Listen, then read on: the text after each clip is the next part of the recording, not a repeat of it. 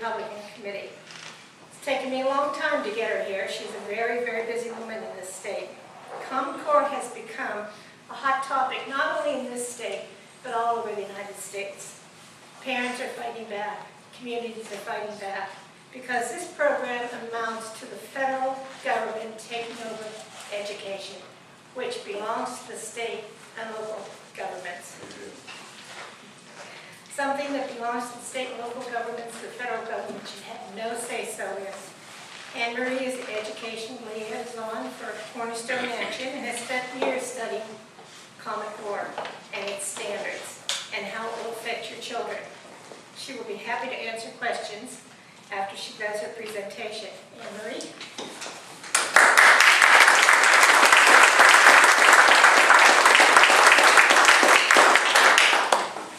Thank you. That was absolutely beautiful, that song. I go to these and I never get entertained like that, so and I have no voice, so I really, really appreciate it. Get organized here.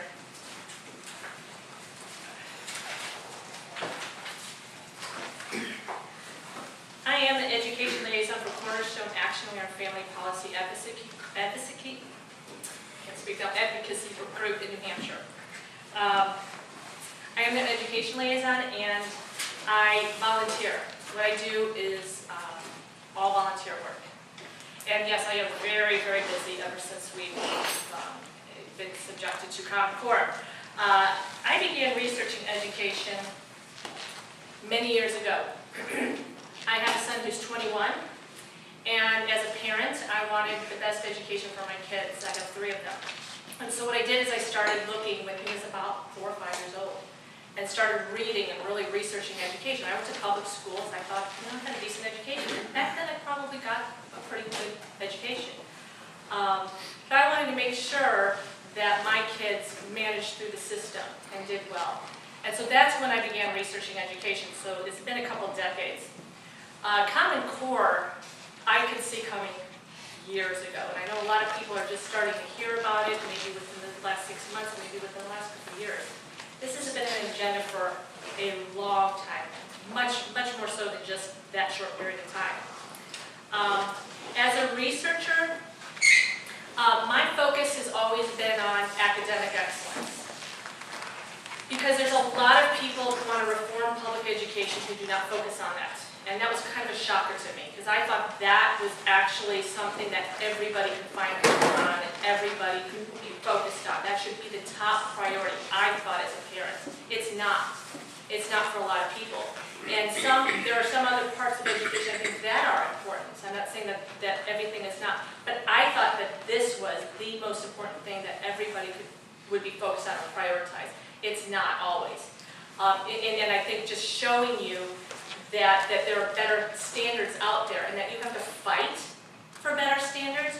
I'm still trying to grasp why we have to fight. Why we have to fight our schools. Why this is even debated. Why I have to come here and explain this to you. Because to me, this should be a nationwide effort. Everybody should be going, wait a second, we looked at these standards, not good enough. We want the best. And yet, this is a battle. This is a battle in our schools. It's a battle in our communities. It's a battle in the state. It's a battle everywhere. And I sit here and I wonder why. Why are we battling this? So I just want you to know where I'm coming from. Over that time period that I began researching education, I started reaching out to individuals across the country, some outside the country, and was looking at, and aligning with people with the same focus. Because again, there's a lot of people out there that are not interested in academic excellence. They're interested in funding, and I'm not saying funding isn't important, but I've seen a lot of money thrown at public education, and there's no good results that I can give you. So that has always been my focus, and the people I align with, that is their focus. I'm not interested in talking to somebody who simply just wants to raise your taxes and throw money at the school. I'm not interested. That's not to say that schools don't need money, or that there are times when we have to fund them in certain ways. That's not my focus. My focus is academic excellence. So I just want to be clear about that. There is something going on in public education right now. It's called the redesigning of public education. President Barack Obama mentioned it in his speech, in one of his speeches. So you need to know that public education is being redesigned right now in this country. Under that umbrella, there's something called Common Core standards. There are other parts under that umbrella. I think what we've done is we've kind of labeled the big umbrella Common Core. I can assure you that the big umbrella would probably be called the redesign of public education. And within that, the Common Core standards, within that you'll find competencies, you'll find teacher evaluations, that's a big focus. You'll find other parts in their data mining, and I'm going to get to some of these things later on. So I'm going to get to the Common Core standards, but I want to just touch on what's else is going on in your schools right now. It's called something called competency-based education. It's to properly put that into terms that I feel is important for you to know and walk out of here. We're redesigning public education to take it from something that we would have hoped would focus on academics to something that's focusing on workforce development. Understand that. That's critical. Because when you're reading documents or when you're reading up on this, once you know that, then you can start understanding where they're coming from when they're speaking about what, competencies or anything redesigning public education. Well, mainly the supporters of Common Core. So competencies, what are they? Well, competency education used to be called outcome-based education.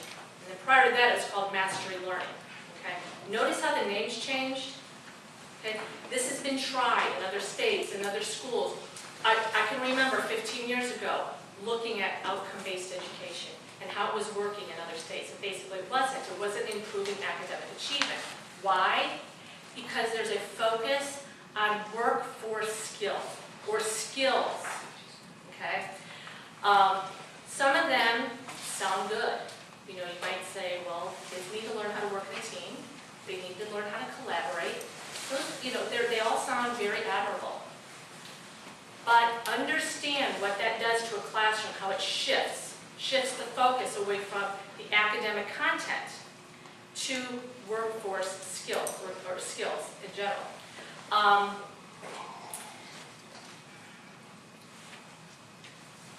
I wish I could tell you that this has been a huge success in other states. It hasn't. It's been thrown out of other states. It's been thrown out of other schools.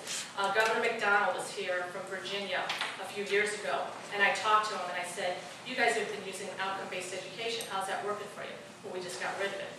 Well, why'd you get rid of it? Well, it doesn't improve academic achievement. Well, of course not. When you're shifting the focus away from academics, that's what normally you start to see, okay?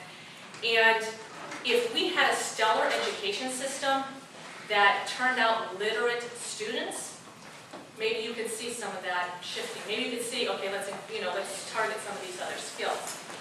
And that's not to say that no skills can be targeted in the classroom, right? Obviously, if you have if you're in an English classroom and you want to give the kids a research project, research what might be one of those competencies, something like that, collaboration.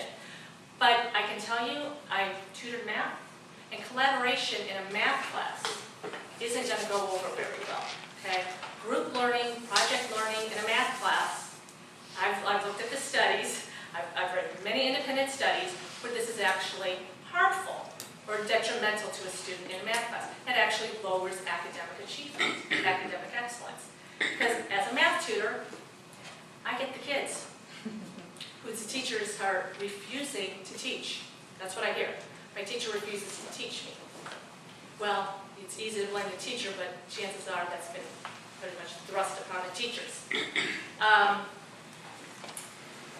We have a 65% remediation rate in this state, and that is everything.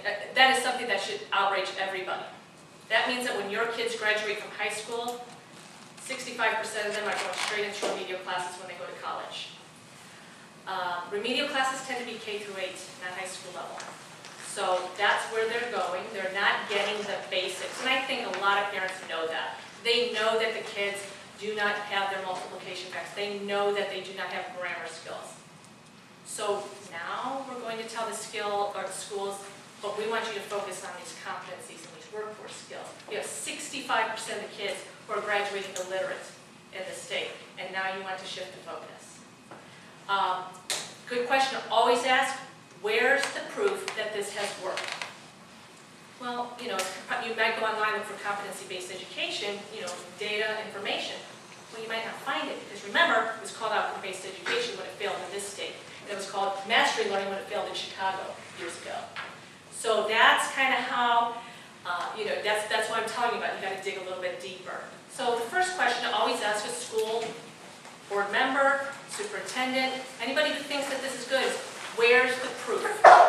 Where's the proof that this has improved academic achievement in anywhere? It has to be independent, because I can tell you they'll come up with studies, and sometimes you have to look at who funded them. Sometimes you have to look at who's behind them. Where's the independent studies? Normally, you can find something from maybe a university that's you can rely upon.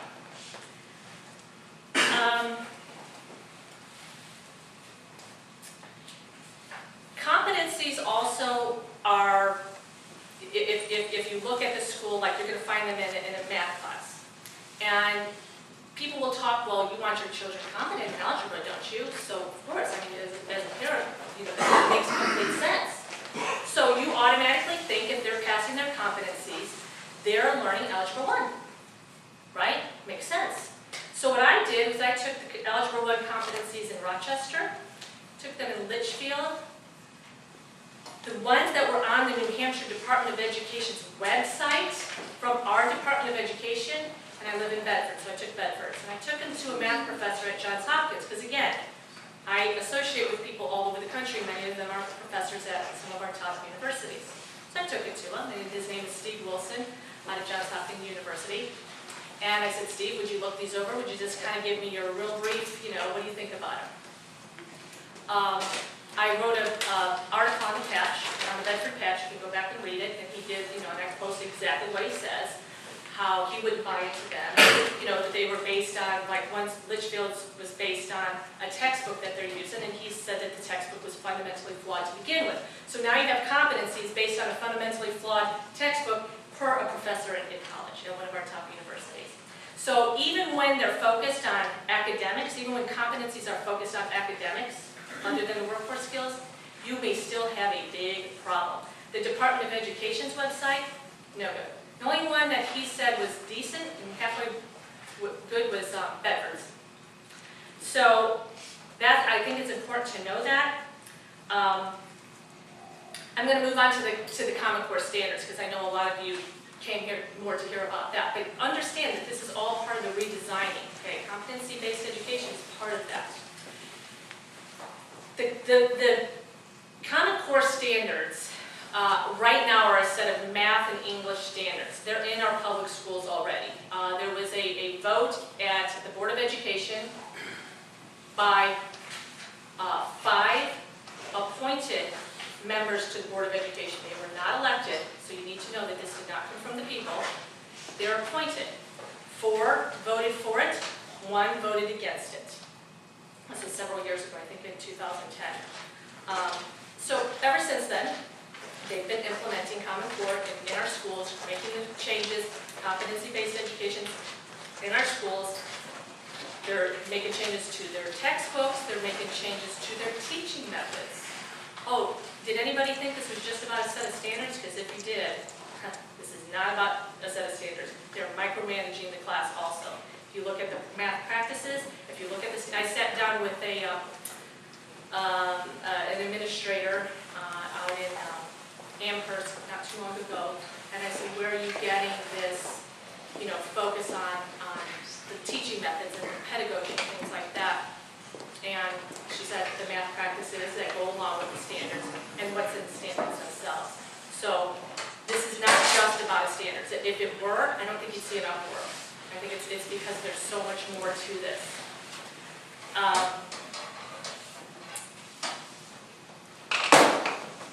The next up for review will be the science and social studies standards. And if you think that the math and English standards are controversial, wait till they touch the science and social studies standards. I'm not an expert in these fields of content, but again, I rely upon the experts, I rely upon the college professors to give me their thoughts.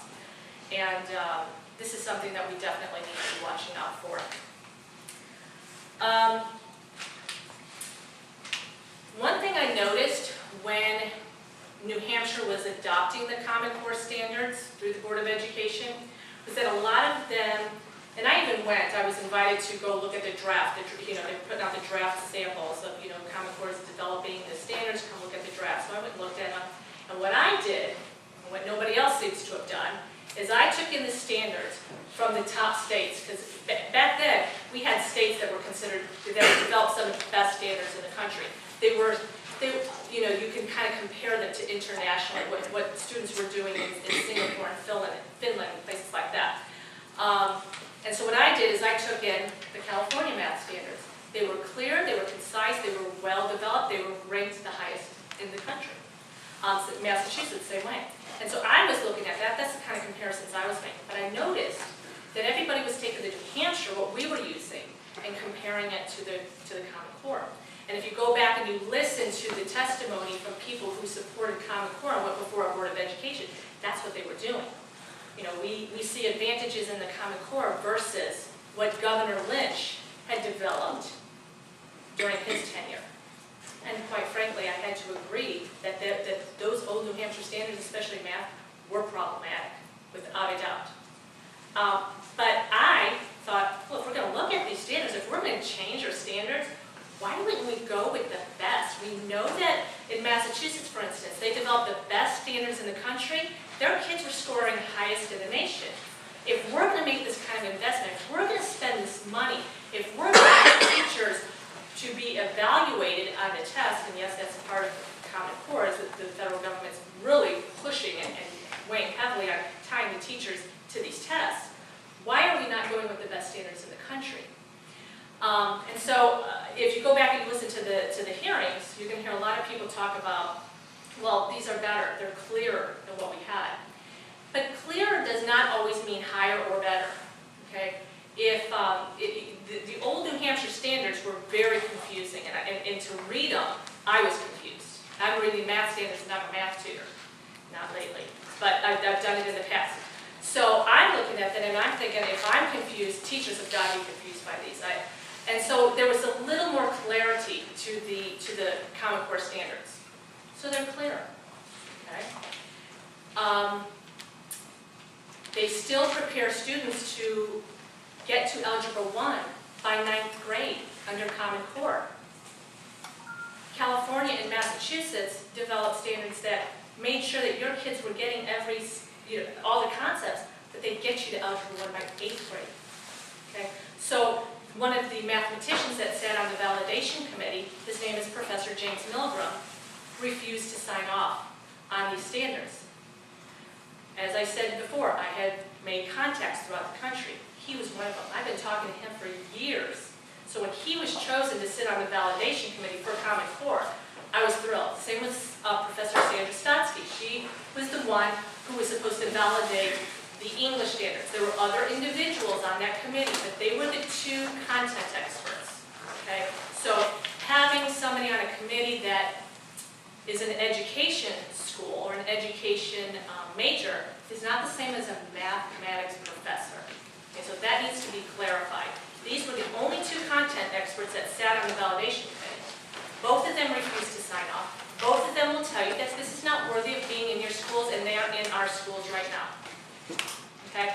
So at that time, when they were going through the process, I'm getting feedback from them because I'm on several email loops with them, and I'm listening to them. And things were being told to us that they could reveal, although they've signed, believe it or not, a confidentiality agreement.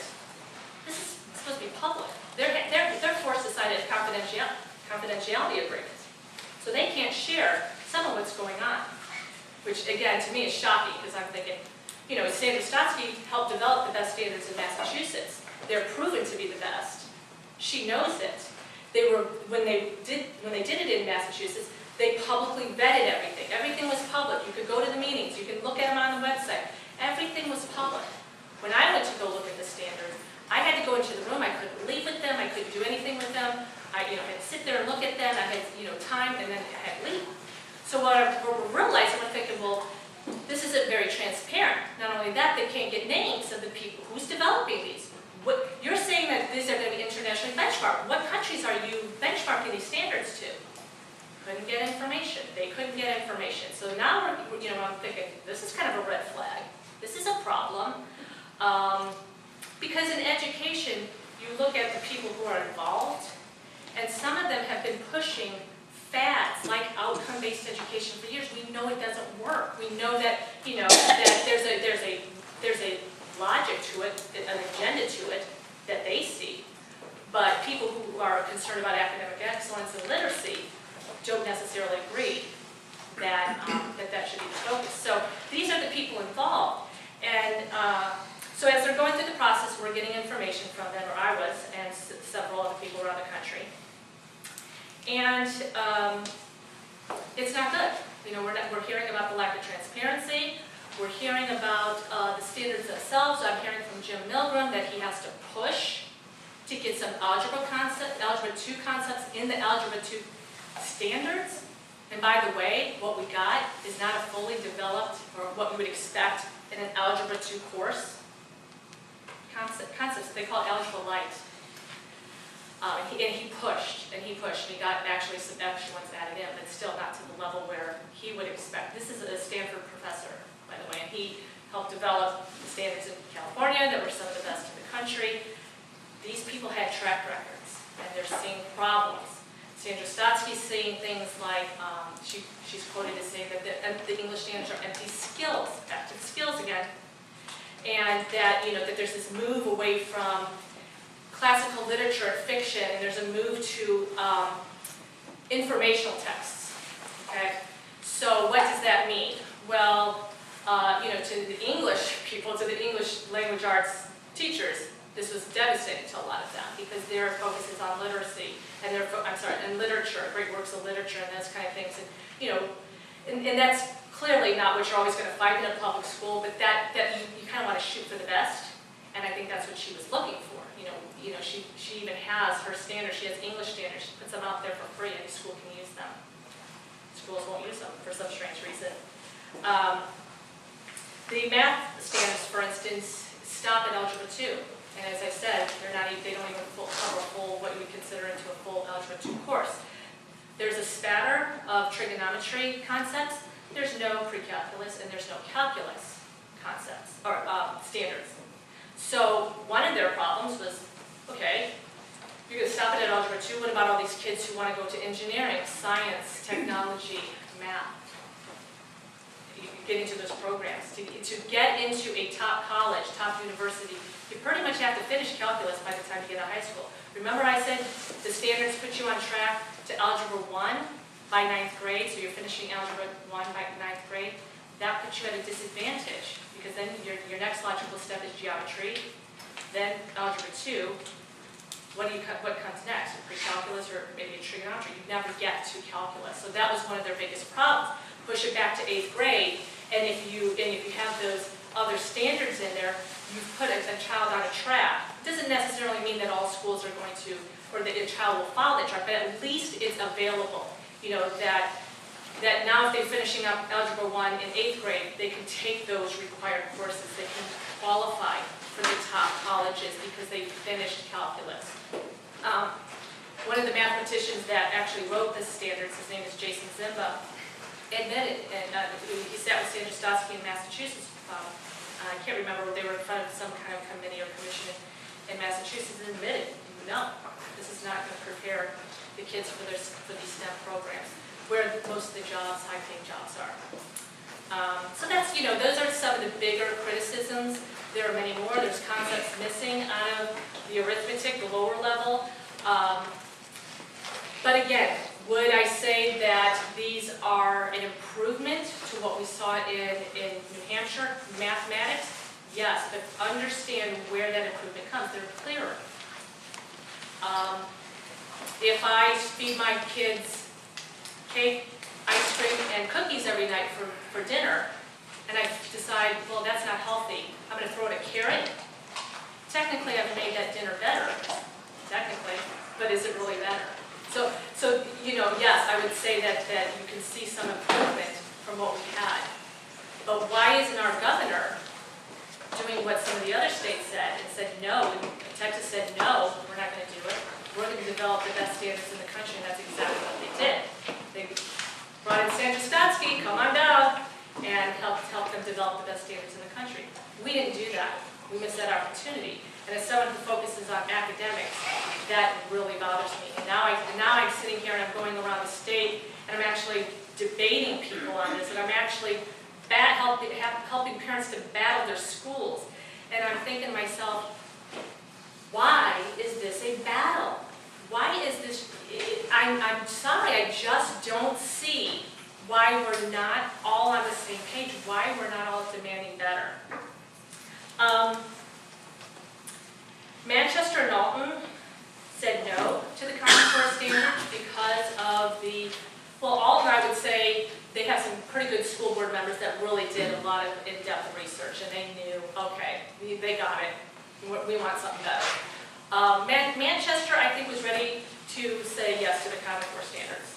And then, there was a small group that kind of said, let's start going to school board meetings. And they've got a radio guy out in Manchester, if you haven't listened to him, Rich Gerard, who does a fabulous job of covering this topic on his radio show. You can go back to his archives, Gerard at Large, and listen to some of the interviews he's done with Sandra Stotsky, James Milgram, concerned about the privacy issue.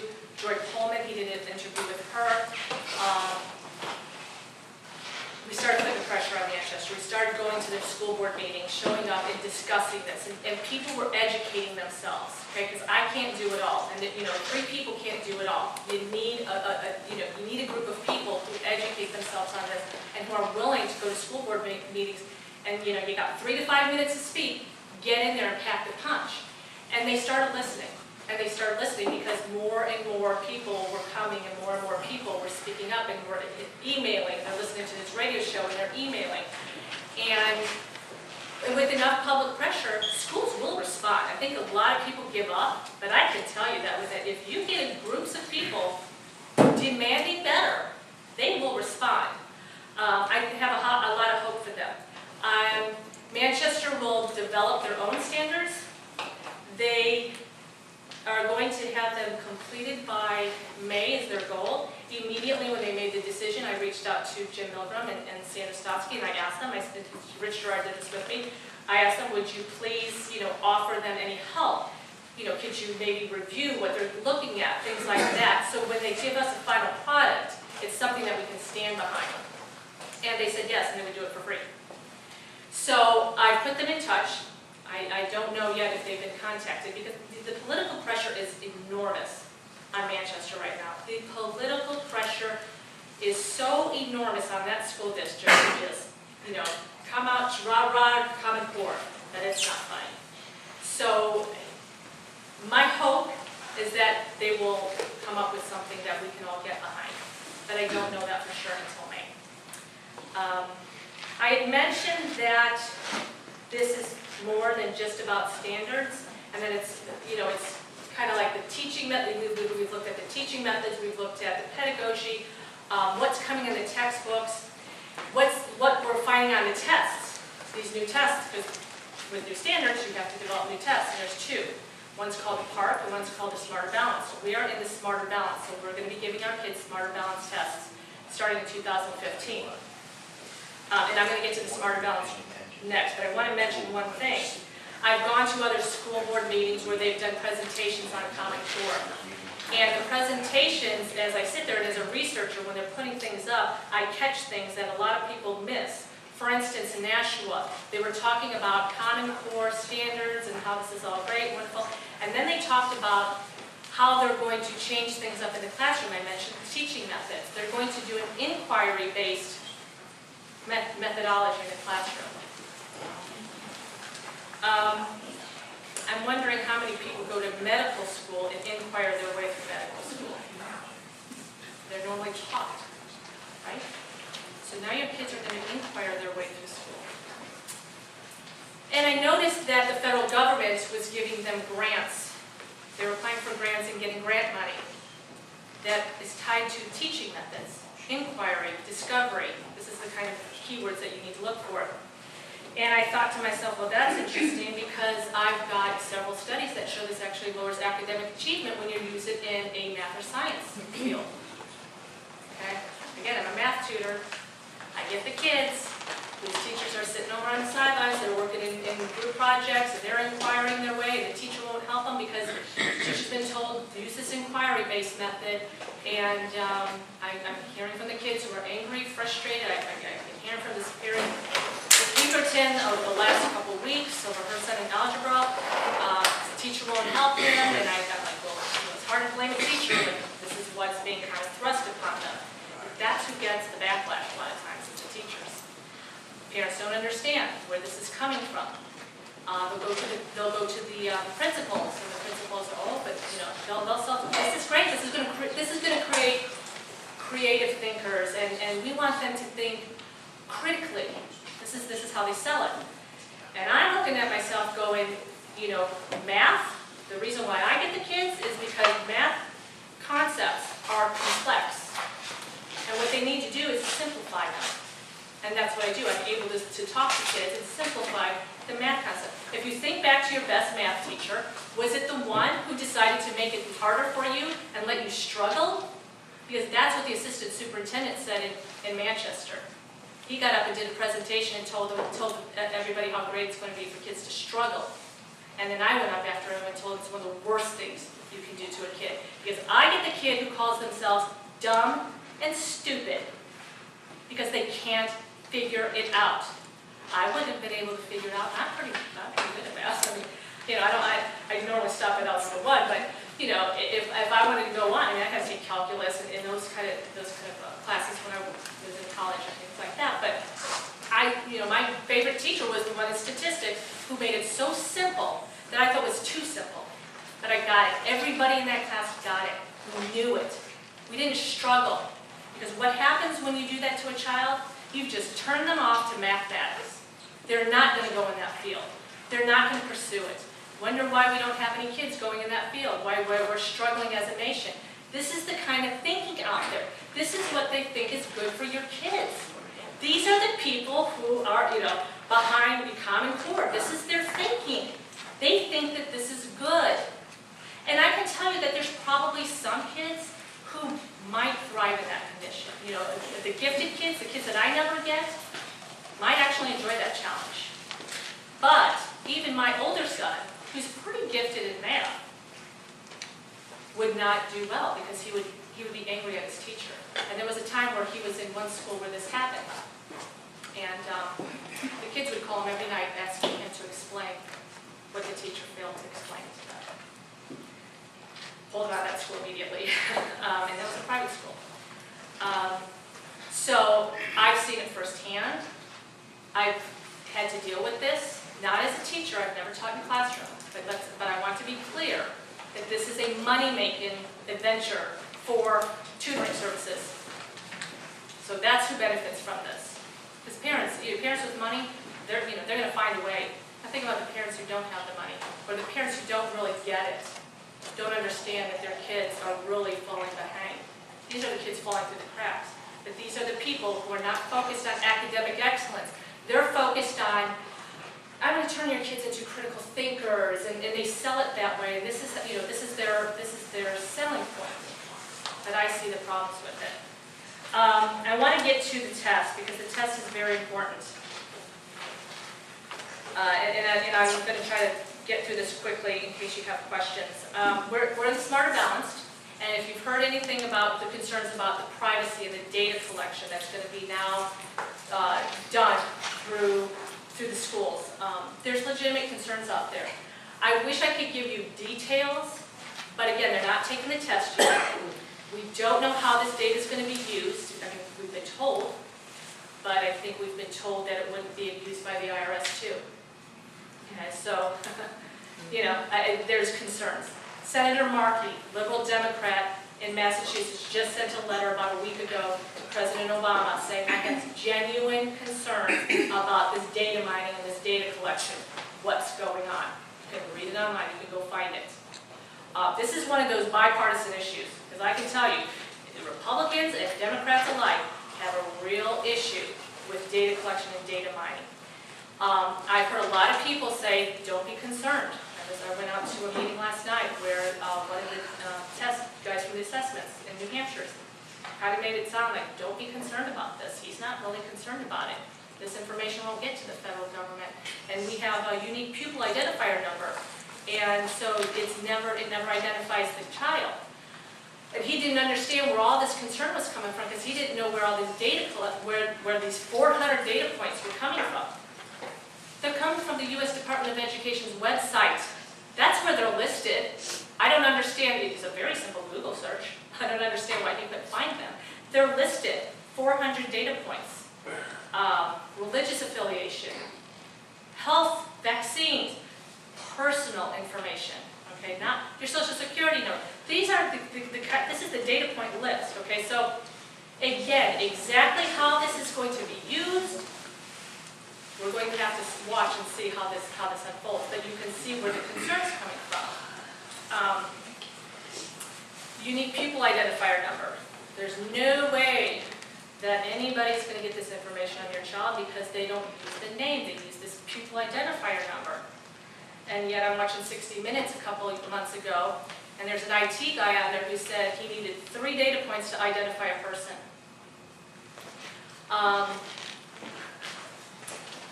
The FERPA law, the laws that were in place, because by the way, they have been collecting information on your kids for years, personal information. So this is not exactly new. What may be new is some of the more detailed information they want to collect. But in the past, there were privacy protections put in place. You had to sign off in order for that information to leave the district and things like that, or going in areas that they might want to send the information to, like if you're moving out of state, you would have to sign commission slips, things like that. The FERPA laws were rewritten by the U.S. Department of Education just a short few years ago. So your permission is no longer required. They can just send it off. And that's what's missing a lot of times when you'll hear people talk about Common Core and don't worry about the data collection because there's privacy protections in place.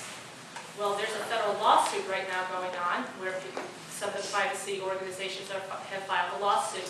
There's legislation in New York to put some of the privacy protections back in. There's going to be privacy legislation in this state already, because I know some of the legislators who are putting it forth. It's a bipartisan bill, which is wonderful, because to me, I'm not sure why this is even a partisan issue, and for some people it is partisan. I don't see it as really academic excellence, and I can tell you that the experts that I talk to around the country on academics, I guarantee you they're probably on the opposite side of the fence where I am politically. But thank God we have people on both sides of the fence that truly care about academic excellence in this country. Even if we don't see always on political things. We don't talk politics. We talk about the problems in education. So the test, I'm very concerned about the test. The Smarter Balanced is in the pilot stage right now. So it's in some of our schools. They're using it as a research mechanism. You really should probably have been asked whether your child can participate in research if it's in your school. If not, you might want to ask about that. So the test is being used as part of this whole, again, this whole effort was to use this test and to tie a teacher's evaluation to this test. So some states rushed to do that. We're going to tie a teacher's evaluation to 50% of how the students perform on this test. New Hampshire did do it a little bit differently, actually did a little bit better in my opinion. So you need to ask your school how much of the teacher's evaluation is tied to this test. My opinion is it should be a whopping 0%. Your teacher should not be evaluated on this test, and I'm going to explain why. I'm not opposed to holding teachers accountable. I'm not opposed to evaluating them, but I have a real concern about a brand spanking new test that's coming out with a whole lot of criticisms right now. You're not using the Iowa Basic Skills Test in your school. You're not using the Stanford Achievement Test or the California Achievement Test, something that has longevity and that you know tests academic knowledge. You're using an assessment now. Okay? An assessment is very different than a test. Because a test will test academic knowledge. Assessment wants to know more about what do you think about this? What's your attitude about this? That kind of thing, amongst other. A great article is on the Eagle Forum. And you just type in test versus assessment, Eagle Forum, and you'll bring it up. And they do a great job of explaining what's the difference. And you really should read that. So I'm hearing from, go back to Stephen Wilson, Johns Hopkins professor wrote an article a few years ago. He was looking at the sample questions on the Smarter Balance, mathematics. And he wrote a scathing piece and said there's too much focus on communication and not enough focus on math computation skills. I go back to the 65% remediation rate in the state. Arithmetic, he's focused on making sure they have arithmetic, the foundation. And he writes an article, there's too much focus on communication skills. As a math tutor, I need to know that you know your multiplication tables, that you know how to divide polynomial long division problems, those kind of things. And he's saying that there's too much, and I'm looking at some of the samples that parents are sending to me. And they're like, what's this? My child has to explain why 2 + 2 = 4 now. And that's just a very general example, I think, that you can understand. Your child, you got to explain why 2 + 2 = 4. But what if you don't have the language? You know, Manchester has a whole lot of people that do not speak fluent English. Now you've just added another layer of difficulty. They may know 2 + 2 = 4, but what if they don't know how to communicate it? So that's the problems with these assessments. They're subjective. They're not objective. You know, the Iowa Basic Skills Test is going to be objective. There's no subjectivity to them. We actually have a law that says that it's supposed to be objective. So it'll be interesting once this test comes in that they're ignoring the law. So that's my problem with the test. And now you have a teacher evaluated on this test. And now we're seeing this backlash in New York. New York has been implementing Common Core for several years. They began testing. Now they began testing with the other test, the PARC test, not with the Smarter Balance. And the PARC test is actually supposed to be better than the Smarter Balance. And I should say everybody, a lot of people, a lot of administrators, teachers, fully supportive of Common Core. They begin starting these tests. They begin looking at the questions. The scores plummet in New York.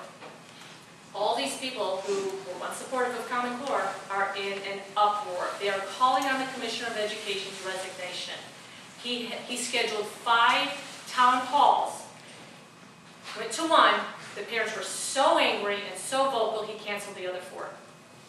That's what we're starting to see. And I keep telling people in New Hampshire, if we see what's going on in New York happen in New Hampshire, then I would be very careful being on that side supporting Common Core right now. Because when this happens, and you know, I can't predict the future, but I can only look at what's happening in New York, what's happening in Florida, same thing.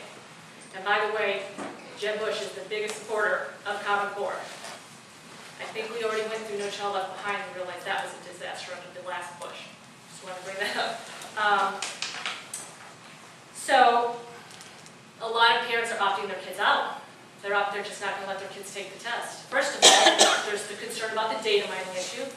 These tests have been used in the past to collect non-academic information. If you look at the NAEP, which is still being used right now, they're asking this kind of information. How many do you have washer and dryer at home? I mean, things like that.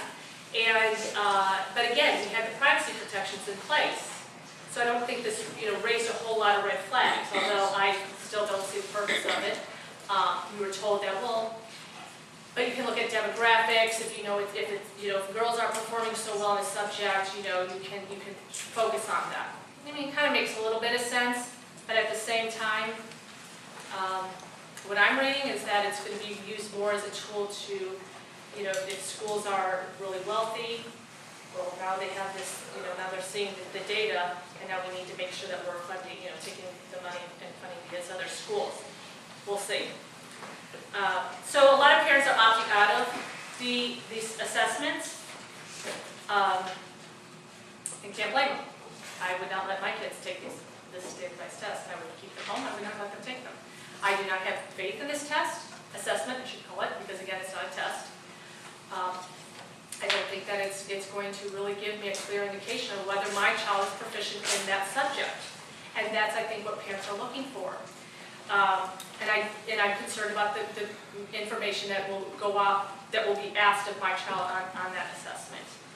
One of the things that I'm trying to get answered, and I'd like to have answered, is Massachusetts, when they gave their tests, they always posted them online. You can read all of the questions after it was given. I think that's important. That's something that is in your community, that's something to get an answer to. Go to your school board, ask your administrators.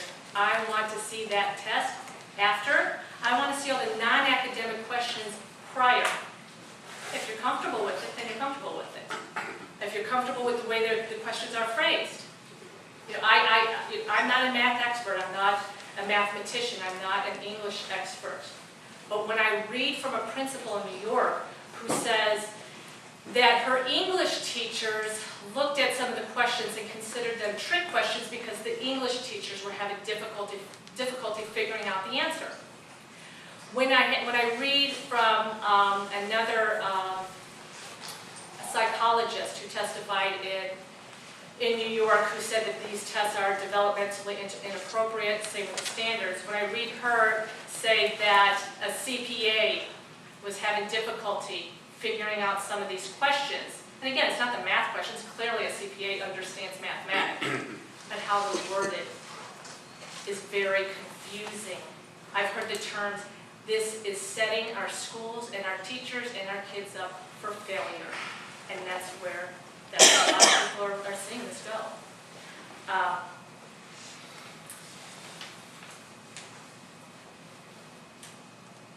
There's alternatives.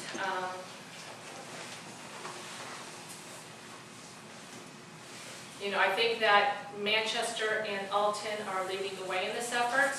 They're going to have to, I mean, it's tough. They're going to, you know, they're going to reach out and they're going to try to develop their own standards. That's not something that's going to be easy for them to do. But with community support, if they really get the community behind them, I think that they can accomplish that task. And it's interesting because some of the organizations that support Common Core, if you look, chances are they've been funded by the Bill and Melinda Gates Foundation, which is one of the biggest pushers of Common Core. They have funded just about every organization that's come out in support of Common Core standards. And one of those organizations is the Fordham Institute, Fordham Foundation. And they're considered a conservative organization, and I kind of laugh because I'm thinking, I don't understand how a conservative organization can support centralizing education in this country, but they did. But it was interesting because one of the individuals who's out there, you know, on talk shows, he was interviewed on Rich Girard's show not too long ago, and Rich asked him, you know, what are you thinking about the Manchester situation? And he actually said, good for them. I didn't hear anything from the governor. I didn't hear anything like that from the Department of Education. We have two schools who've just said that they're going to reject Common Core and they're going to offer something better. Where's our governor and where's our Department of Education? Wouldn't you think that that would be praised in the state? I sit here and I'm just, as a mother, I am shocked. You would think after this long, after over a decade of researching, I would get used to this. I'm not. I'm still so disappointed and so shocked at what is going on in this country that we are just going to settle for this mediocrity. We're just going to settle for this shift to a workforce development and away from educating our kids, focusing on literacy. Yes, going to get a job is important after you graduate, but so is maintaining the republic. You would be shocked, well maybe you wouldn't be, the proficiency levels of students on a national exam in U.S. history and civics. I'm trying to remember if this was 8th grade or high school. I think it's 8th grade. I think the students scored about 17% of our 8th grade students were scored proficient. Do the math. Look at how many are not.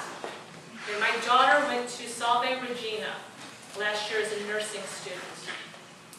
And her first year she had to take a political class. Of course she got an A+ because she's my daughter. And there was no way she was good.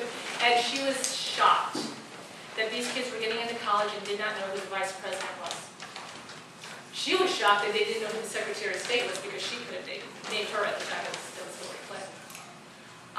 Shocked. But don't you know they could get up there, those kids could get up there because the teacher asked them to pick an issue and speak on it and defend it? They can get up there and do that. Now, were they doing it based on the U.S. Constitution and laws? No. They were doing it based on feelings, on what's right, on what's equitable, and those kind of arguments, not based on a careful analysis of the laws and analytical reasoning behind it. And that's what we're seeing in our schools. I'm just going to finish up real quick. I went to the school board meeting in Manchester, and during the presentation, this was before Manchester had made the decision, during the presentation, the assistant superintendent, great presentation on why Common Core was so great for Manchester, and he showed a video. You can find it on YouTube. If you want to see it, I can send it to you. Showed a video of these kids in a class, and they're going to be doing things differently. And it was all political activism. All political activism issues. And I want you to, collaborate with, these skills again, collaboration skills, gotta collaborate. And I'm sitting there thinking, we're going to create illiterate political activists. And it's exactly what I said after that meeting. It's what I saw up there. And I went right up after him, spoke to the school board and said, told them what I told you. We don't have kids who can name the vice president, but they can argue an issue. And I'm not saying that you can argue it well. They just can argue. I'm not impressed. I don't know if anybody else is. So that's what we're seeing. Were there problems prior to Common Core? Absolutely. Absolutely. We all know that. We all know that. Is this going to fix them? I don't think so. I wish I could come here and say it will. I don't see it. I don't see it. That's really about all I have to say, because I want to make sure that they give you enough time if you have questions. If I don't know the answer, I'm going to tell you. I don't know the answer, because a lot of stuff we're kind of figuring out as we go along, and it's hard to get questions answered. There was a question at Manchester, how much money this was early on, how much money, they asked the superintendent of Manchester schools, how much money are we going to lose? Because one thing I found out through my research is it's all about the money. It's so sad, because as a parent, I look at, can we just focus on the academic excellence? What are we going to lose if we don't do these standards? And the superintendent said, $21 million from the federal government. Rich Gerard said, show me it in writing. They're not going to lose $21 million. But we have superintendents trying to figure out what's going on. They don't have all the answers. They've been fed, the talking points and things like that. So then they go out and they present this, and then they put themselves in a position where somebody like me walks in behind them, or in this case, the radio talk show host said, "Show me it," and she couldn't provide it. There's money tied to this. I mean, we can get into that if you'd like, but I do kind of want to open this up for any questions if you have any, and I'll try to answer. Yep. Well, my name is Mary O'Neill. I've lived in New Boston all my life. I even attended New Boston School back in the day, and I graduated from Boston High School. I have 4 grown daughters between the ages of 25 and 38, and I'm kind of like a veteran of the public school system anarchy. And I can stand here today and open my big mouth because they can't get me anymore. They can't take it out on my kids because my kids are all grown up. Yep. My grandchildren are in California. So,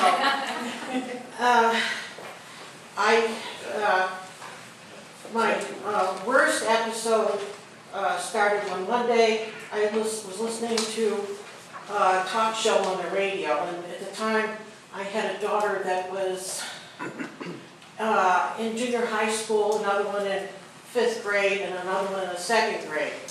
And the people that were talking on this talk show were talking about these different programs that were in the school, these self-esteem programs. Yep. And they said, if you see this logo in your child's schoolwork, well, your child is enrolled in this program.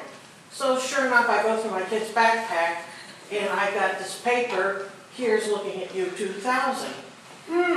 This is the first I've heard of this. So I do some investigation. I start contacting people, and the principal, the school nurse that was in charge of the program. And lo and behold, my 5th grader and my 2nd grader, without my knowledge or permission, were involved in this program. My 2nd grader was being asked, do your parents smoke cigarettes? Are they involved in drugs? Do they take alcohol? Now they're asking a 7-year-old to reveal this in front of other 2nd graders. Yep, well, really. Okay, and now the 5th grader, I had a meeting with my daughter's 5th grade teacher, who was Betsy Dodge, the late Betsy Dodge. She was a native of New Boston, and she had been teaching for over 20 years at the time. When my 5th grader was supposed to be involved in a science lesson, instead the 5th grade teacher was sidelined while the school nurse led an amateur behavior therapy or group therapy session about their parents' drug and alcohol habits. This is what she was getting instead of a science lesson. So if you wonder why the academic standards have gone down the toilet the last God knows how many years, this has been going on for years, and now this daughter that was in the 5th grade, she's 34 years old now. And I think our kids, the kids, can't afford this experimentation. They don't, the educators, they can have their little confabs and go on for 10, 15 years and say, oh, that wasn't working. Let's do something else. By that time, your child's already graduated from high school. Your child doesn't get a second chance. That's right. And we're paying for it. And if anybody here thinks that there's a federal takeover, is no baloney. We are paying for the school, we're paying the teachers' salaries, we're paying for the heat and light, but the National Education Association is in complete control, and they have been for years, of our entire education system. And it's not academics, it's social engineering, and it's been going on for about 50 years. And what I found out was, Do you have a question? I just kind of want everybody to know that this is against the law. This intrusion, invasion of privacy is against the law. It's called the Hatch Amendment, and it was in Congress about in the early 1970s. There were hearings about this, and law was passed against intrusion of family values and so forth, but it's been ignored. So there's a book called. I'm going to have to get to some other questions if you don't mind. But Okay. go ahead, if you can You have to read Yeah. Child Abuse in the Classroom. What is it? Child Abuse in the Classroom by Phyllis Shaffer. Oh, okay. Yeah. Phyllis is a good one to read. That Eagle Forum. The Yes, she is. test versus assessment. Yep. Go ahead. Okay, so I actually have a few questions. I'll do one, and I'll wait my turn. Great. Oh, or you can keep going because I don't think there's tons of them, but Oh, if okay. you just have a few. Okay. I am about to take my 11-year-old son out of school for the second time 2 years in a row now because of math. And Everyday math. everyday math. And it makes, I thought maybe I was mean, maybe just Oh, no. friends thought it was so horrible. No, there's a But math after course going on. hearing what you're saying, specifically about the math, I'm like, oh my gosh. So is everyday math kind of the math that's going to be considered probably the best one for Common Core standards? Keep in mind that everyday math has been around for a long time, so this is pre-Common Core. I absolutely hate it. Hate it. I can't understand why parents aren't saying, get this out of my school. They did in Hollis, by the way, because they had parents that, oh yeah, rose up several years ago and said, get it out. It's fuzzy math. I don't know how to explain it. If you're on The YouTube. wording that you were talking Yeah. about that doesn't make sense, that how they need to explain, I mean, I understand word problems. Yeah. But explain why 2 + 2 = 4, that kind of stuff. Yeah, that's Is- non-mathematical. And then they tell you you're going to learn different ways to add, subtract, multiply, divide. Great way to confuse a kid. Great way to have them never master the standard algorithm, and the standard algorithm is the way you and I learned it, okay? So there's this lattice method to multiplication. I can't even explain it. It's so, it's just a different way, but it's inefficient. It takes them forever. I've heard parents say, my kids are embarrassed. I mean, I have to tell you, as a math tutor, I purposely kept my kids out of schools that used everyday math. I literally would call school because we moved from different states. What math program are you using? Everyday math? Okay, thank you. And I won't put them there. I literally won't put them there. When my daughter was in 6th grade, she's always used traditional math, so I showed her a sample, and she was like, Mom, why are they trying to confuse kids? I rest my case. They don't teach the standard algorithm for long division. How do you do polynomial long division? They don't teach it. They don't teach it. So now the algebra teacher gets these kids, they don't know the standard algorithm for long division. And now they have to teach them polynomial long division. They don't know how to do long division the way you and I learned it. So now the algebra teachers, this is, the high school teachers are going, oh my gosh, kids don't know how to do the long division problem. So they have to go back and either reteach it or fall through the cracks. Because once, that's something that you learn a long division, you have to work on it, you have to do it over and over and over again, and keep applying it to really set it in your brain. So when you get to Algebra 1, you can do a polynomial long division problem very easily because you know the standard algorithm. So I hope I'm not talking to non-math people that don't understand. I'm trying to make that very simple. But yes, it's a horrible program. Everyday math will say that they align the Common Core, but traditional math textbooks out there are saying that they can also, that they can meet the standards too. So you don't have to use that program in your school.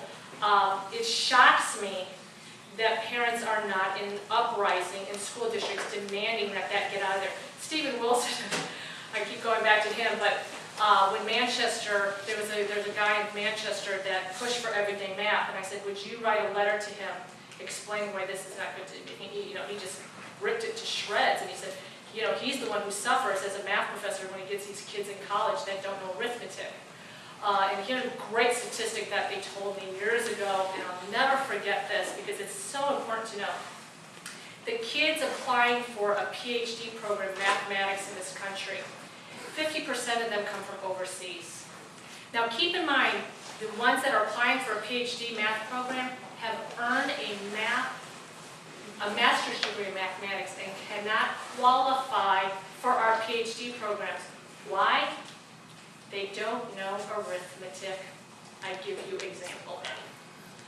That's where they lack. That's where the math professors would say is a problem. So did you have other, or do you want? I do, but go ahead. Okay. Go ahead, and then we'll come back. Yeah, because I'll stay. I read the news about this. This is sort of a one-size-fits-all education. Now, when I went to school in the 50s and 60s, there was standard, there was manual training, there was advanced placement. Does that still exist, or is this, what's this one-size-fits-all? Well, there's still advanced placement, but that's now Common Core aligned because the College Board president is involved with the Common Core standards, and now the SATs and the ACTs. Well, the SATs are Common Core aligned, and the ACT I think is on the fence right now. I'm hoping with the public backlash they're okay. And if they do, it's always possible to bring them back. So the one-size-fits-all, I think, is a definite argument. I would say that, the goal, I think, some of the arguments I've heard is, well, if our kids move from one state to other state, we kind of want them to, have this minimum. And to a certain degree, some of these arguments are legitimate. You do want them to have this foundation of knowledge, but are they really getting the foundation of knowledge with everyday math? No, of course not. So there's, so there is that argument, but I would say, okay, well, what if our kids in New Hampshire move to a state that has said no to Common Core and have elevated? Guess what? Our kids are now behind because they've elevated their standards. What if Alton and Manchester do follow through and they elevate their standards and your school is following the Common Core standards? Guess what? Your kids are behind. So, you can even make that argument that, this is a one-size-fits-all kind of approach, but what about these other states? Indiana, by the way, went with Common Core. They had some of the best standards in the country. The backlash coming from the parents in that 800 people show up at the State House one day. No to Common Core. They're seeing it because they lowered their standards. And so if Indiana goes back to their high standards, again, we're back to putting our kids at disadvantage. They won't, they'll tell you, well, but schools can elevate their standards. Okay, well, they did in Manchester, they did in Alton. And look at, where was the Department of Education? Why were they not out there saying, bravo, and we're going to support you, and you should do this? No, they were out there at the school board meeting selling Common Core, selling them. So, yeah, go ahead. Do you have any kind of like blueprint or advice for how we can get to our school board? What kinds of things we should say, how we should approach it to make some impact here in New Boston? I'm so overwhelmed with everything that I'm doing that I would probably like to put a blueprint together. There's probably, I consult with people all across the country and activists in other states who are moms, basically moms from other states that are fighting this. And, that's probably something you can look at. I think somebody put out a toolkit or something. I think, from my perspective, the best thing to do is, first of all, educate yourself. You've got to know what this is. And I come, if I get a group of parents and they want to go to a school board meeting, I'll come with you. But you can't fight this one person. I got to be realistic that, you've got to get a group of people, and that's what they've been doing in some of the other towns. They've been meeting with people and kind of writing letters to the editor and kind of challenging this and getting other people involved. Amherst and Londonderry, they're doing this. They're looking for people in Nashville. So and that's what we did in Manchester. First educate them, then start going to school board meetings, and then, because you're more powerful in numbers. And it just amazes me that I even have to say that, because to me, this should be a collaborative effort between the school and parents. We've lost that. They're answering to bureaucrats, and parents now have to fight. This used to be something that, the parent guided the schools and the teachers worked together. And, you want to go back 1950s, if you want to read a good book, The Schools We Need and Why We Don't Have Them, written by E.D. Hirsch. And he talks about, back in the 50s, the schools aligned their curriculum and aligned their K through 12 education so that all kids who graduated high school could get into college, okay? They're calling this, I go back to the workforce skills, kids graduated literate. That was the goal. They could go to college, or many of them didn't go to college. Many of them went into the workforce, but they went in literate. And that was the key. That was the key at that time. You didn't have employers going, my students can't think critically, or my employees can't think critically. You do have employers complaining about what they're getting out of high schools, and they want these schools to focus on workforce skills. But my argument to them is, you've got to get them literate first. You've got to have them literate. If they don't know math because they've been subjected to this garbage, what good is it that they can collaborate when they can't make change? Those kind of things. So I wish the business community would understand what they're going to get with this workforce development. It sounds good for the business community, but if you don't focus on literacy first, you're still going to get a lot of literate people. Oh yeah, I can work in a team, but I'm illiterate. What good is that? Yeah, the problem you have with the business community is they've gone through the same school system, and they don't understand what's going on. Right. It seems like these discussions, they never reach the logical conclusion they should reach. They're waging war on our kids. That's a war on the human being. There's no question. They're attacked intellectually, psychologically, and morally. They're going to produce a whole generation of amoral individuals. This woman's right when she's talking about socializing the nation. That's what it is. Now, we fought these people right in this town on property issues, right here. These guys that came in, refused to pledge allegiance to the flag. They got a map telling us where we're going to live. Half the people in this town don't even know that. This is the ugly sister to that. It's an anti-philosophical system. It has been tried and tested. Soviet Union, Castro's Cuba, it's exactly what it is. Number one, they're trained not to think. The kids are locked in at an early age. They're locked in that tunnel. They do not have the imagination or the tools to break out of it. If they ever challenge the system, they're totally destroyed. They'll be taught eventually. You won't see it enough, they'll turn on the parents. No standards in history. The first 200 years are cut out. So they don't have any knowledge of the founding, of natural law, the uniqueness of America. They're losing their protections. And what they'll do is they'll funnel these kids right into accepting all the things that these people are doing to the tax on private property, so one complements the other. So you're in a very, very bad situation. My question here tonight is, I wonder how many teachers are in here tonight. I'm going out tomorrow to work construction once again, you know, in the cold, I mean, with guys that are pulling wire, roofing, pouring concrete. Our tax money goes to this. I don't see any teachers in here, or especially a principal. These are supposed to be the leaders, and if they don't have the ability to lead, they shouldn't be in there as far as I'm concerned. Because we're going to pay a horrible price for this, a horrendous price. And they need to bring the discourse up. You do a marvelous job, it's great, but it's like everything. I think half the male population in the country is hormonally challenged. If you were going to come after my kids like this, I'm going to tell you, I'd be right out there in your face years ago. That's what they need. This is a war on you. Look at what's happening to your country. Look at Benghazi. Look at the attacks on the churches with you know, forcible abortion, all this crazy stuff that's going on. It's unbelievable. Why would you think this is going to be anything different if it's emanating from the same pit? The business industry, BIA, Business Industry Association, came out in support of Common Core in New Hampshire recently. I immediately left a voicemail for whoever issued the press release. I can't remember her name off the top of my head, and they never called it back. All right, they won't let you teach no literature because you're going to talk about good, evil, human motivation. It's the same as the Soviet Union. You couldn't teach the classics. You couldn't teach Dostoevsky. They call it the cutting Well, off. I wanted to mention one more thing. If anybody can look this up on YouTube, it's from the Indiana Senate hearings. The individual's name is Dr. Terrence Moore. He's out of Hillsdale College, and he testified before the Indiana Senate. He said, you know, I'm going to paraphrase this and make this very quick. He said, essentially the Common Core standards require students to read the Constitution. That's a good thing.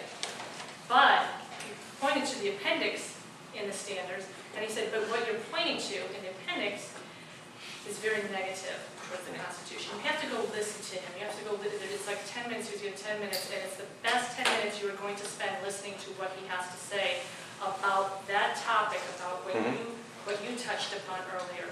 Because I had a meeting tonight with my son's history teacher. He goes to Trinity, and he's in 9th grade, and I sat down with him and I said, look, I'm a researcher, and I'm concerned.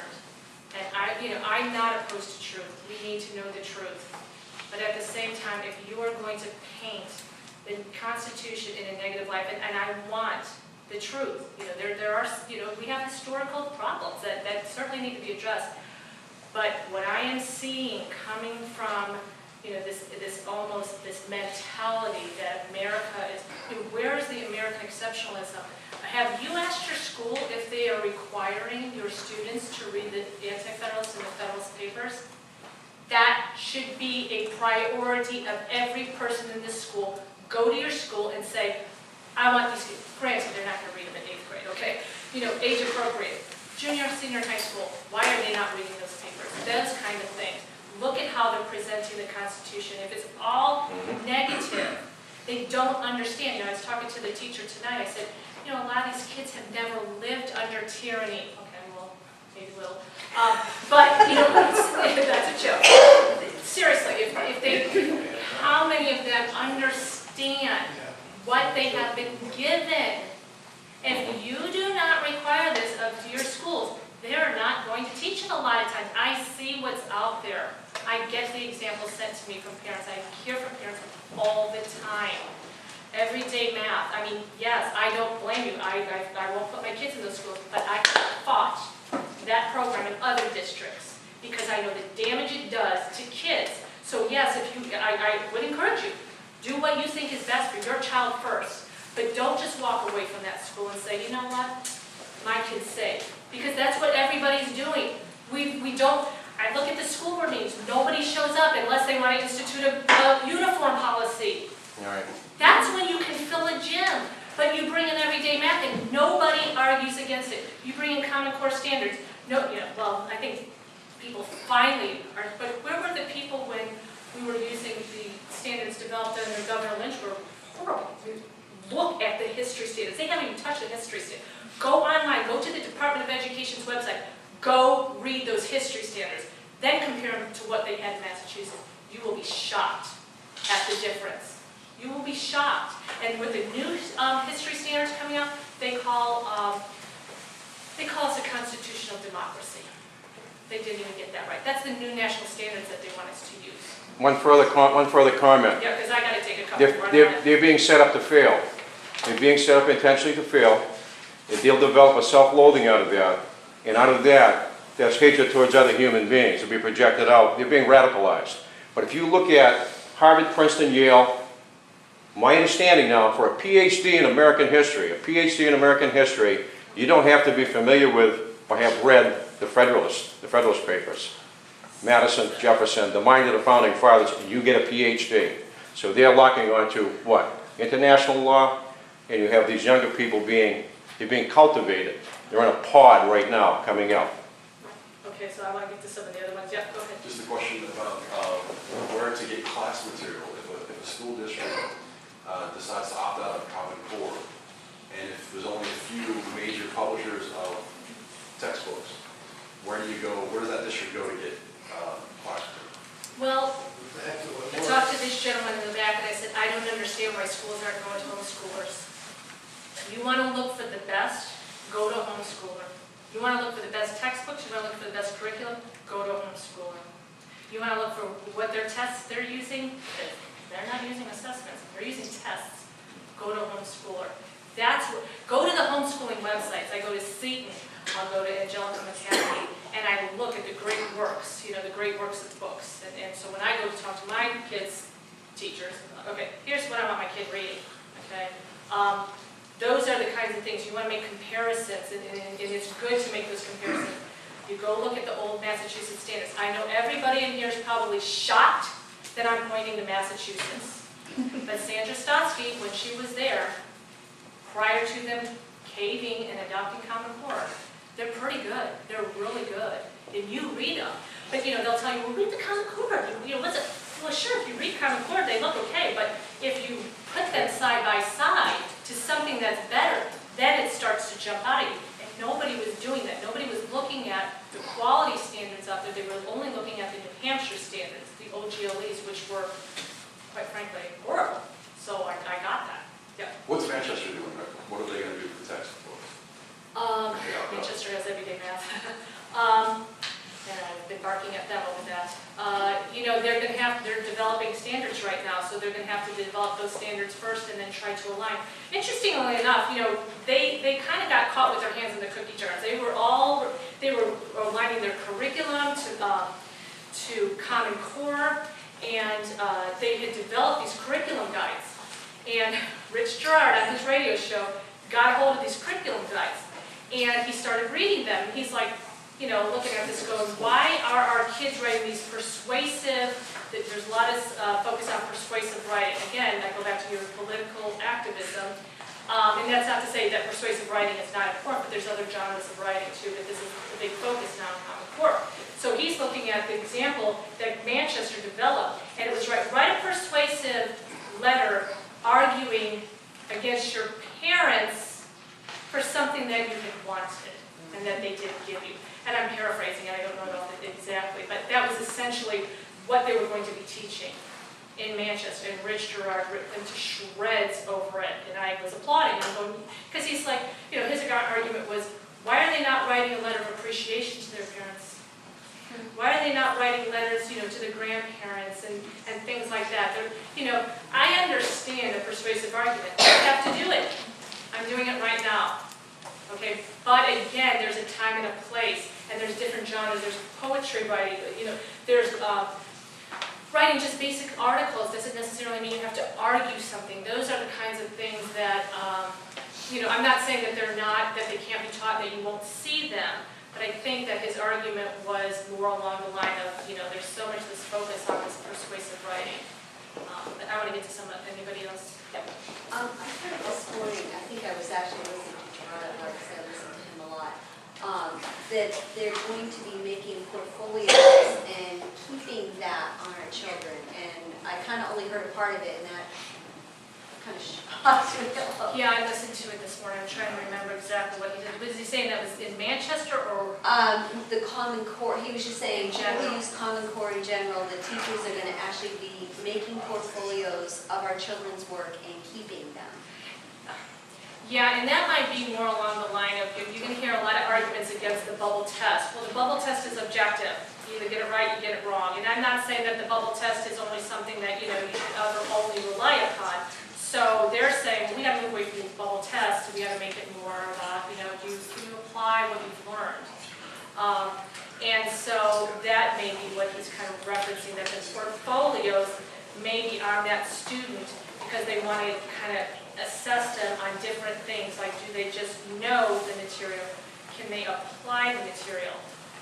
That kind of thing. I would, with everything that's going on, you're an automatic skeptic. But, I become so skeptical, but at the same time, I try to be very careful not to become so skeptical. There was one assignment that somebody had sent me about going back and doing a kind of a genealogy thing. Oh my gosh, they're collecting all this information on my family. You got to be careful that you're not, that you really look at it, because you don't want to go after a teacher or a school for just a project that really is based on maybe genealogy. Yeah, I would say be cautious, look at it, but let's not go too far. Like people say, well, everyday math, and it's Common Core. And I'm like, well, everyday math was around before Common Core. It's lousy then, it's lousy now. Just you don't want to overreact either. So I caught that, but I didn't really listen that closely. I can't really go there too much. You had some more questions. Okay, they are quick, I promise. Okay. Do you know of any school districts, towns in New Boston that have repealed, or in New Hampshire, that have actually repealed the Common Core standards and, All to Manchester right now. well, instituted it and then took them back, or got rid of them? Well, everybody's instituted it pretty much. I don't know of any school that has not been implemented.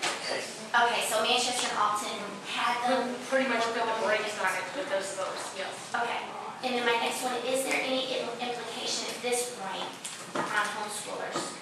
Yes, because your homeschoolers will probably take the SATs or the ACTs when they get older. And if they have these kind of confusing questions, and you're using real math, how are they going to answer the confusing questions because they're not used to having confusing questions thrown at them? So that's a concern. But not necessarily for, Well, you have to look at your textbooks that you buy, obviously. You have to look at your materials to see, and some, you're going to find a Saxon that says, I think it's Saxon, that it has some inserts in there, if you want to meet the standard, here it is. And, some of the standards, I'm not saying they're all awful, it's an arithmetic standard. So, if you're looking for something better, though, I guess let me rephrase my question. I'm sure they can't be captured because they're so low, but my question is, and I guess I can be one of those hypersensitive people that 20 years from now, blah, blah, blah. So I'm thinking, do you see where Common Core standards are going to be pushed onto homeschoolers at some point? You probably can't. Well, let's put it this way. We had a legislator who wanted homeschoolers to take, she withdrew her legislation, Cynthia Chase, that was going to require homeschoolers to take standardized. Back up. And we had New Hampshire Families for Education, the lady that runs that website, began to engage her. I said, whoa, this is not good, and got her to withdraw that bill. So yeah, you have to watch out for something like that. Keep in mind too, I mentioned the SATs. There are about, I think there was an article I read that said that 800 colleges no longer look at the SATs. I talked to a monk over at St. Anselm, and I was like, the SATs are going to be Common Core line, and he's like, we don't look at the SATs. They're a little smarter than that. Besides, so, I would say do what is best for your child. Who knows? This is creating such an uproar 5 years from now. This might, we have the ACTs on the fence right now. If ACTs say no or go back, academic excellence has got to be your focus as a school board. You cannot, I don't know. you've heard the arguments, it's like, you gotta make the decision, but, and ultimately, you're the decision maker, and I say, more power to you, but if it were me, academic excellence is what I'm after, and you know, if they take the SATs, you know, I have a 9th grader right now, so if he has to take a SAT Common Core line, oh well, you know, my focus is not on these standards, my focus is on academic excellence. That's how I read it. The portfolios were a part of the Goffstown Blueprint for Student Success. And the portfolios, of course, are subjectively assessed. Very true. Now, what happens within a school, for instance, if you just took one example, part of the plan was to have, as a part of each school, throughout the state and the country, they would have leadership academies. Now, we know the slant of the school. If they're subjectively assessing student portfolios, who is going to be selected to attend those leadership academies? Well, you know who would be selected. If it's a right-wing radical, the liberals wouldn't like it. And if it's a left-wing radical, which we have now, the conservatives would not appreciate the results. While I was driving over, I just happened to put Les Mis into the player. For fans of Les Mis, there's an important message in Victor Hugo's portrayal of decadence in France at that time. And the student leader, Enjolras, he said at the barricades, I believe it was, he said, the people have a right to know their letters. We must begin there, he said. And we're in the same situation right now. We have been deprived in America of students knowing the letters of the alphabet, and the sounds, the phonetic sounds that go along with them. There's only 44 sounds. There's only 26 letters. But the education hierarchy tried to trivialize that aspect of children knowing how to read. They literally, in this country, had pushed it aside in the public school system. Some people say to an extent as high as 85% throughout the country. Now, there certainly are pockets within New Hampshire where parents were alert and they resisted, and they would stick with what was historically proven, the phonetics. But for the most part, children throughout the country have been deprived. And I say there's an inverse relationship between the extent of what Dr. Orton predicted, that if the education establishment was to impose these controversial methods, the sight method, the look-say method, the Dick and Jane method, and it all evolved into, quote, whole language to try to placate, so many parents that were beginning to catch up with the established powers method of dumbing the students down. That inverse relationship was the growth of an industry from the 60s, whenever the Federal Department of Education got plunked down in Washington, and the research that came out of there twisted what was going to happen in the classroom as far as reading instruction.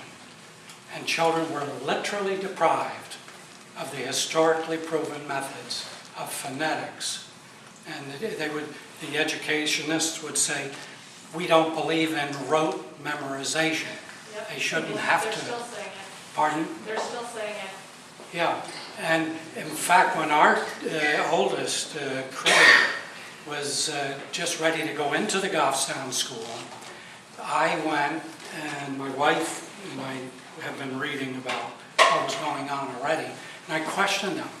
What methods were they using to teach the children how to read? And they did not have phonetics in the school system.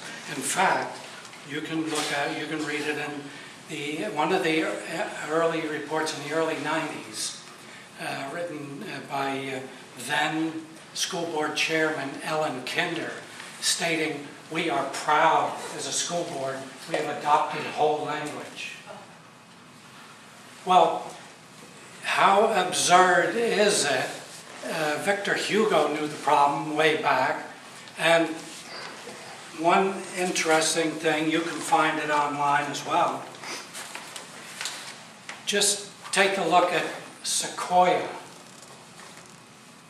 Sequoia, of course, was a Cherokee, and in the 1820s, Sequoia had decided, after getting a certain amount of information from the missionaries, to go out and about and do his own language study. And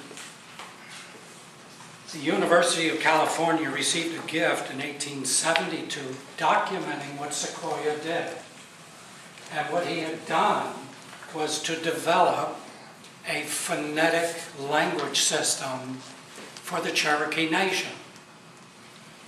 And while they resisted at the beginning, the documentation shows, and it's hard to believe almost, but they say that just in a few short years, the Cherokee Nation became literate. Sorry to interrupt. That's okay. Does anybody have any more questions? Because I don't want to keep you here forever. Well, we have to know who we're dealing with, and they knew this as well as Sequoia knew it, all these years. And you're dealing with people that want to bring about a social agenda that the only way they're going to accomplish it is if they have unlearned people that don't know how to read and so on. Should you just summarize for us? Because it's a bad people. And so what do you do with it? Oh, yeah, I think that it's I'm just thrilled because I want to get people fired up about education, and like I said, you see nobody going to school board meetings anymore. My school board members, oh, by the way, I live in Bedford, I've lived there for 10 years. My kids have never been in the public school system, and my school board members get emails from me every day, every week. Even when I'm on vacation, they get emails from me. And I have an email list if anybody wants to be added to that, every day, because I'm concerned.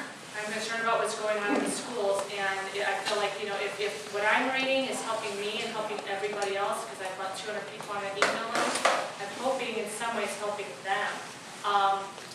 They know me. How many of your school board members know you by name, know you by face? We've checked out. And we have nobody to blame but ourselves for that. And you better check back in.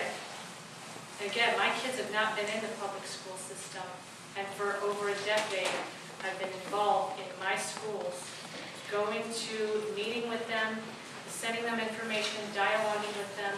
I suspect that some of them see me as a big irritant. Big irritant. I would suspect that maybe one doesn't like me very well at all. At all. But we have a mutual respect for each other. I respect them and they respect me, and I'm very appreciative of that because some school districts will not show parents that respect. So I'm very appreciative to that. The superintendent knows me, the assistant superintendent. My kids have never gone to that school. They know me. And again, there's a mutual respect. I'm an irritant to that school sometimes. But I expect better. And they do some good things there. But when they don't, they hear from me. Or when I feel that they need more information or I don't disagree with them, they hear from me. And even when they don't, I'm sending them information and I'm hoping they're looking at to help them make better decisions.